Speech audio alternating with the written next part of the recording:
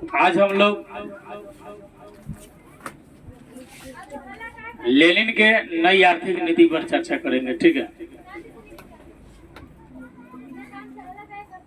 Lenin जब रूस का शासक बना तो बनने के फलस्वरूप वह चाहा कि जिन जिन लोगों ने रूस को परेशान किया हम उसका बदला लेंगे। ठीक है। तो शासन तो अपना स्थापित कर लिया, लेकिन शासन स्थापित करने के बाद जो है युद्ध लड़ने के लिए आपके पास आर्थिक सहयोग की जरूरत है। ठीक है। 1917 में यह जो है कि प्रथम विश्व युद्ध से अलग हो गया।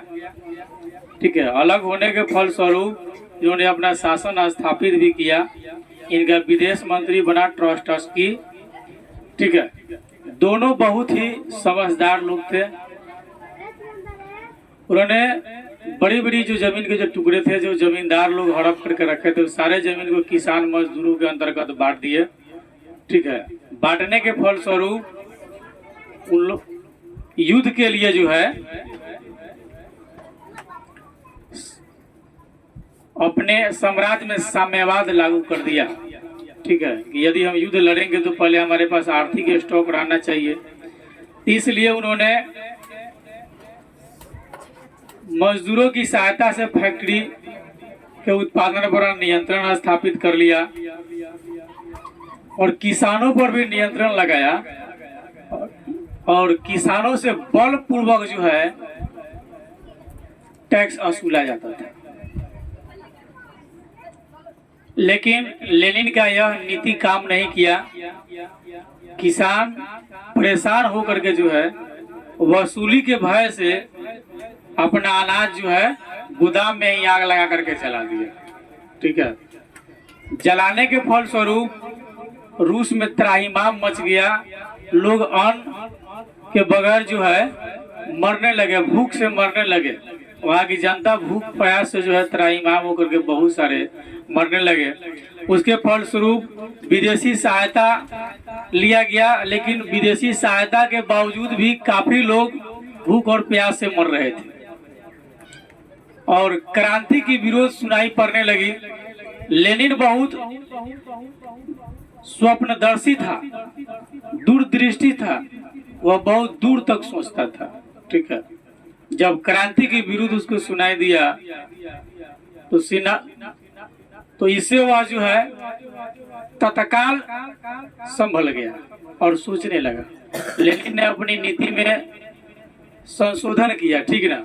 लेनिन क्या किया, अपने नीति में संशोधन किया और एक नई आर्थिक नीति बनाया जिसको हम एनईपी या न्यू इकोनॉमिक पॉलिसी कह लेंगे।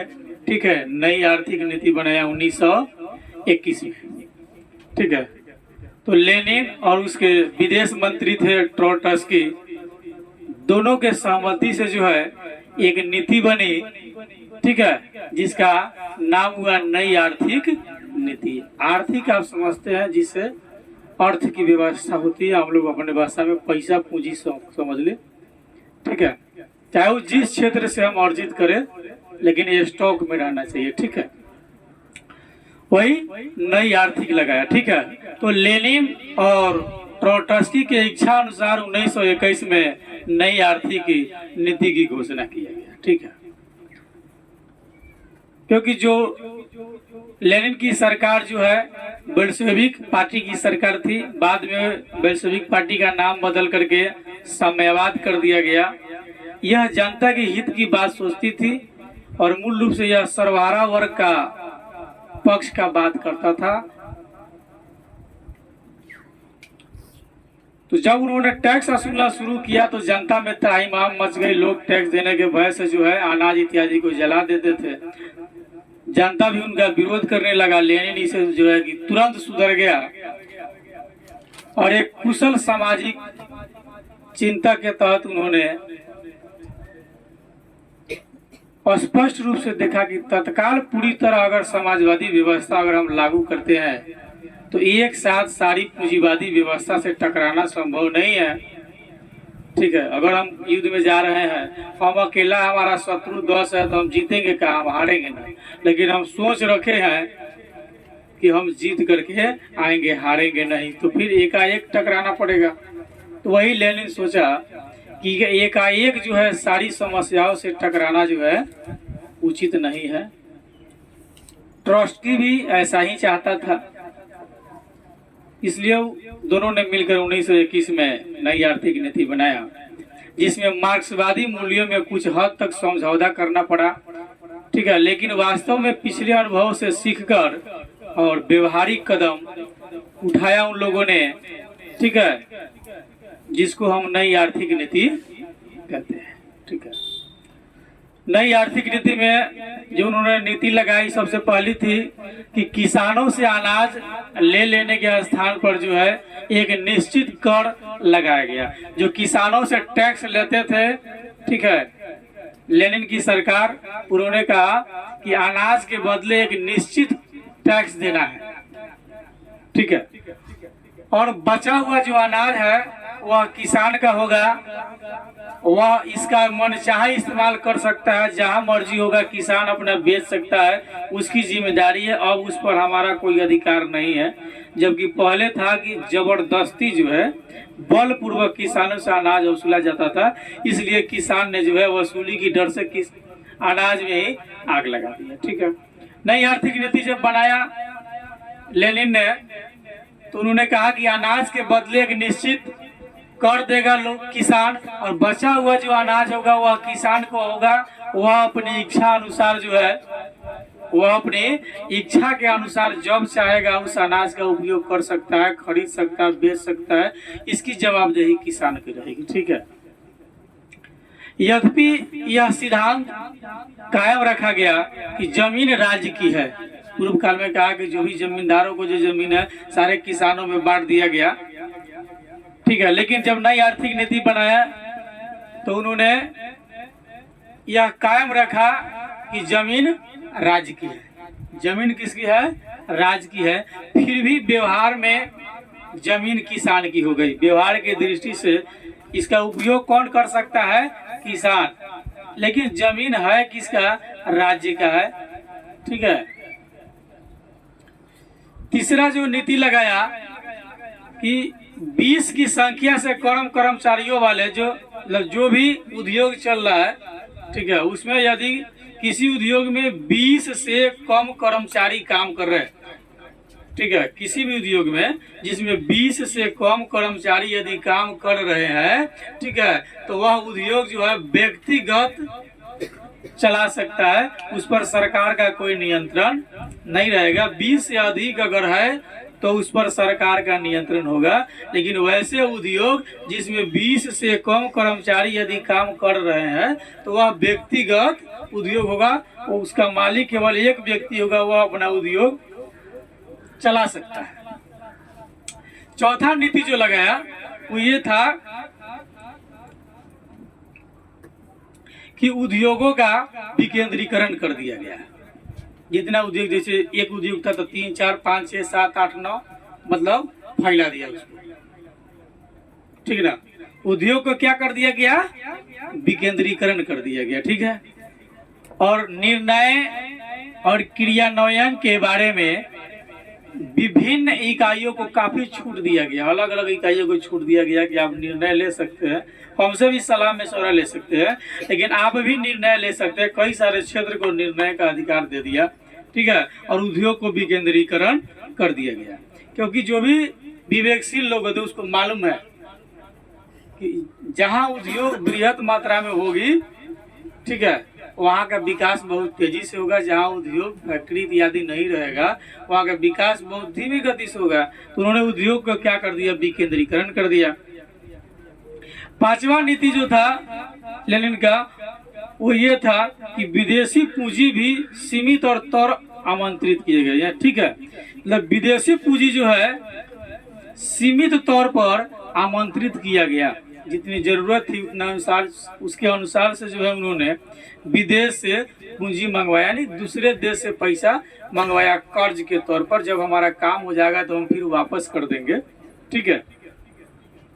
तो विदेशी मुद्रा भी उन्होंने मंगवाया, यानी कि पूंजी भी मंगवाया लेनिन दूसरी जगह से। छठा जो उनका नीति था लेनिन का, वो ये था कि व्यक्तिगत संपत्ति और जीवन की बीमा भी राजकीय एजेंसी द्वारा शुरू किया गया।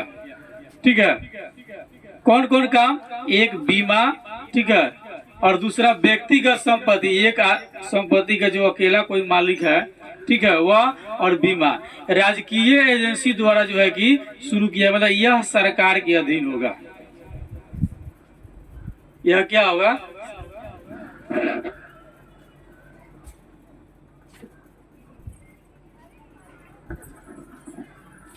व्यक्तिगत संपत्ति और जीवन बीमा इत्यादि जो कार्य होगा वह कौन करेगा? राजकीय लोग करेंगे। ठीक है, यानी कि राजकीय एजेंसी के द्वारा शुरू किया गया। ठीक है, विभिन्न स्तरों पर बैंक खोले गए। कई क्षेत्र में जो है बैंक इत्यादि खोले गए। ठीक है, कि लोग उसमें खाते खुलवाएंगे, पैसे डालेंगे, उस पर अधिकार किसका रहेगा? सरकार का। हम उस पैसा का जब चाहेंगे उपयोग कर सकते हैं। ठीक है, तो कई क्षेत्र में बैंक खोले गए।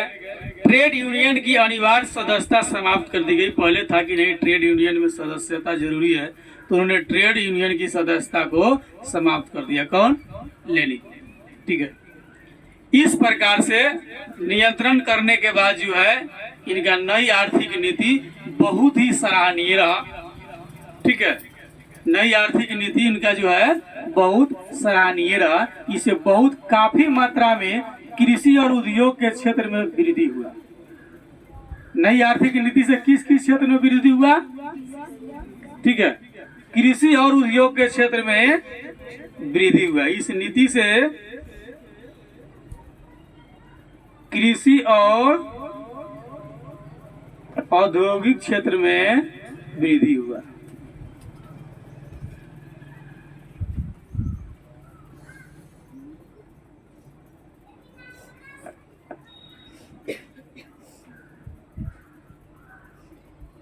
ठीक है, इस नीति से किस क्षेत्र में वृद्धि हुआ? कृषि और औद्योगिक क्षेत्र में खूब मात्रा में वृद्धि हुआ।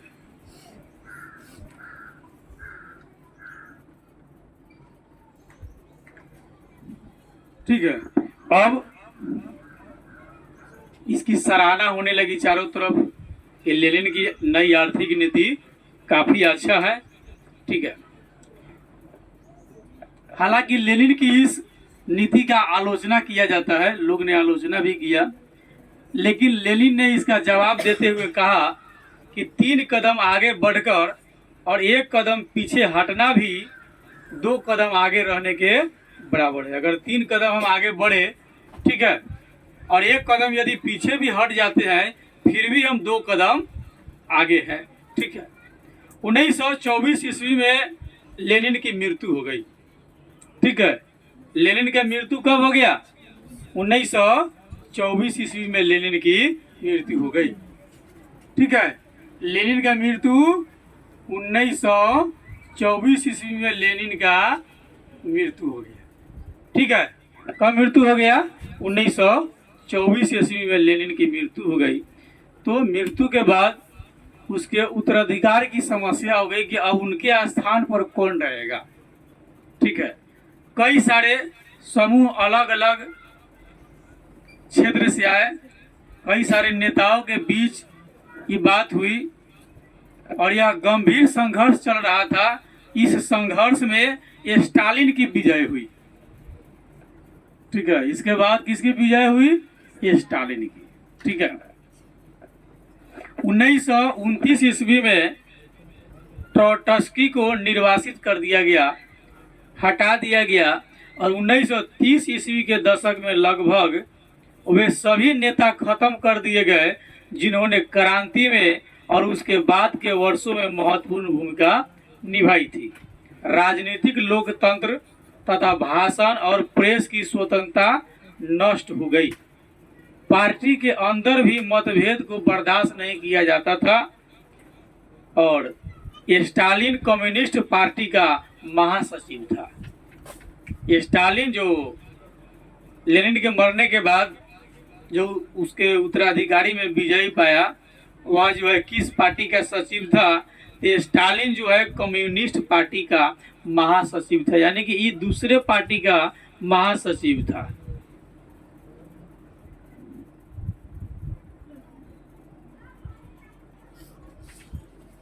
स्टालिन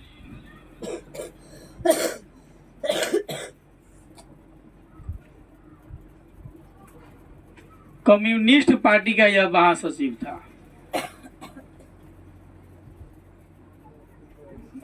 स्टालिन कम्युनिस्ट पार्टी का महासचिव था, ठीक है।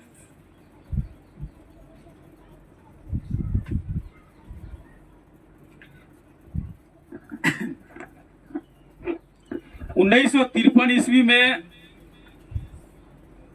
अपनी मृत्यु तक तानाशाही व्यवहार जो है कि करता रहा।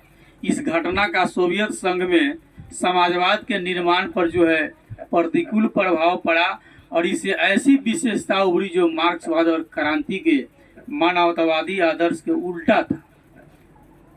आज़ादी के सीमित हो जाने के कारण कला और साहित्य के विकास पर भी विपरीत प्रभाव पड़ा, परंतु दूसरी ओर स्टालिन के अथक प्रयास से रूस विश्व के मानचित्र पर एक शक्तिशाली देश के रूप में सामने आया। स्टालिन के प्रयास से रूस जो है पूरी दुनिया के क्षेत्र में अगर कहिएगा तो सबसे शक्तिशाली देश के रूप में सामने आया। 3 पंचवर्षीय योजना के फलस्वरूप रूस की औद्योगिक उन्नति शिखर पर पहुंच गई, बहुत आगे चली गई और कृषि का आधुनिकीकरण हुआ, विज्ञान की उन्नति हुई। द्वितीय विश्व युद्ध के समाप्त होने से पहले, द्वितीय विश्व युद्ध समाप्त कब हो गया? 1900 कब 39 से कब तक चला? 45 तक, ठीक ना। द्वितीय विश्व युद्ध आपको चला था 1939 से 45 तक द्वितीय विश्व युद्ध जो है चला था आपको, ठीक है। इसमें 9 जनवरी को आपको 1946 से भारत के संविधान का जो है कि नींव रखा गया। द्वितीय विश्व युद्ध के समाप्त होने तक जो है यह बहुत शक्तिशाली हो गया और युद्ध काल के सम्मेलन में रूजवेल्ट और चर्चिल के साथ स्टालिन भाग लेता था और इस प्रकार 3 दशक में ही तिरस्कृत, आक्रांत और कमजोर रूस विश्व की महान शक्ति बन गया और वहाँ की मेहनतकश जनता में क्रांति ने अस्थायी रूप से अपना जड़ जमा लिया। हम लोगों ने देखा किस तरह से रूस को एक छोटा सा देश, एशिया का एक छोटा सा देश जापान जो है पराजित कर दिया। नहीं, एशिया का एक छोटा सा देश उसको जापान पराजित कर दिया कि नहीं कर दिया? उससे पहले क्रीमिया उसको पराजित कर दिया। छोटा छोटा देश जो है इतना बड़ा देश को जो है पराजित कर देता था। क्यों? क्योंकि वहाँ की जनता मेहनत कश नहीं थी। वहाँ की जो जार थी, जो सम्राट था, वह विशेष ध्यान नहीं देता था। इसलिए वहाँ की जनता क्या हो गई थी? एकदम कामचोर, मंद बुद्धि इत्यादि। इसलिए न वहाँ जब भी युद्ध दूसरा लड़ने जाता था वह जीत जाता था, वो सब हार जाता था। लेकिन 3 दशक में रूस विश्व का शक्तिशाली देश बन करके उभरा। ये आपको हो गया द्वितीय विश्व युद्ध के समाप्त होने से पहले तक रूस जो है शक्तिशाली बन गया था। यानी कि लेनिन और ट्रॉट्स्की के इच्छा से जो नई आर्थिक नीति बनी थी वह रूस के विकास में बहुत अहम भूमिका निभाया, ठीक है। वह बहुत अहम भूमिका निभाया। कौन? नई आर्थिक नीति, NEP, ठीक है।